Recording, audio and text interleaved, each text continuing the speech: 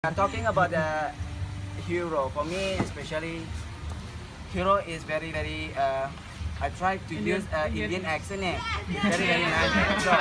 So talking about hero is very interesting, and we want to talk about hero topic because we are a hero.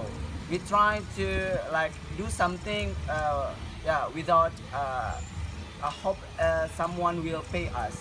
This I think is a hero, such as like teacher, friends, even friends is our hero sometimes. So we never realize that our friend always help us, but we never care about him. We always care about someone who do a big sacrifice.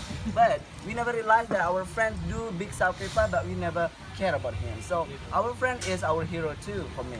So I think hero is someone who do something to someone else and without asking about any payments. I think that's all.